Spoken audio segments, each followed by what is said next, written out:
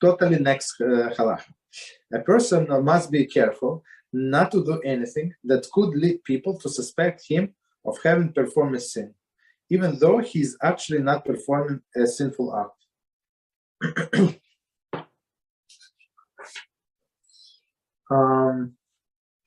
The coin who withdraw shkolim from the chamber of the treasury would not enter wearing garment that was made in such a manner that one could conceal something in it. For example, hammered garment. Okay, so let's see the commentary, and we're going to say 3 times a year coin would remove sum of coins from the chamber of the Beis HaMikdash that contain the half shekels coins donated annually. These coins were used to purchase all of the communal offerings for the year.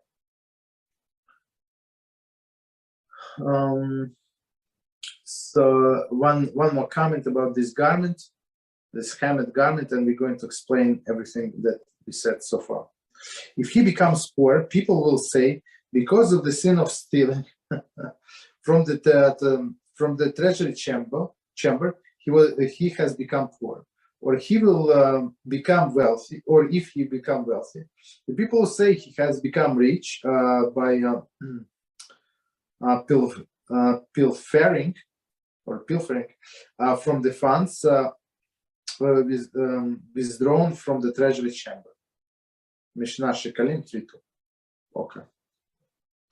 So basically, what this halacha is saying, that we have to not give anybody a reason to suspect us that we are doing something wrong, right? And I think this idea was in a parasha where Moshe was given accounting, like how much silver was donated and how it was used and all of the calculations, right? So people might say, well, why would you need calculation? I mean, Moshe Rabbeinu, everybody trusts Moshe, but even if he took something like a salary to himself, he was allowed to take salary compensation. I mean, he spent the whole day working for community. Where's the problem, right?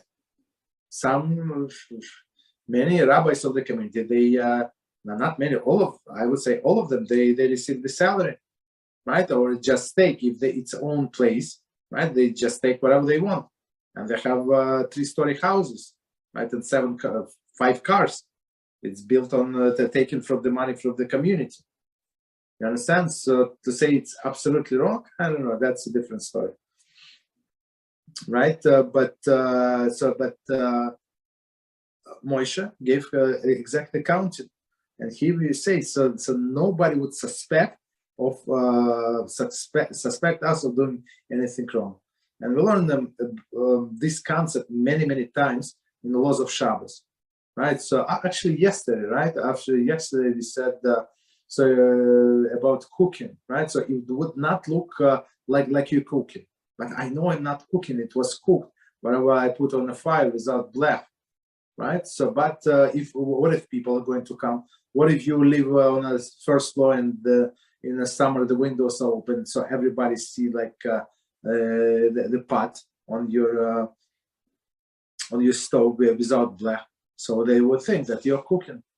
Understand? So to prevent that from happening, that's what we do. That's how we behave. So don't give anybody a reason to suspect us. That's the story with this coin who would remove shkolim from the Beis HaMikdash. He would wear the garment like a little tighter. It's not like a big garment that you used to wear. Why? Because maybe he can hide something like bags of money under his robe, right? That's also the problem, right? And his robe would not have any pockets, no pockets at all. So, and whatever he was carrying in his hands. So everybody see he took a bag of money, of shkolim, from that chamber and goes to the treasury, gives to appropriate people to buy sacrifices. So, and that's actually a big lesson for us. That's how we're supposed to live, so people would not suspect. Of course, there are always crazy people, right? So don't go like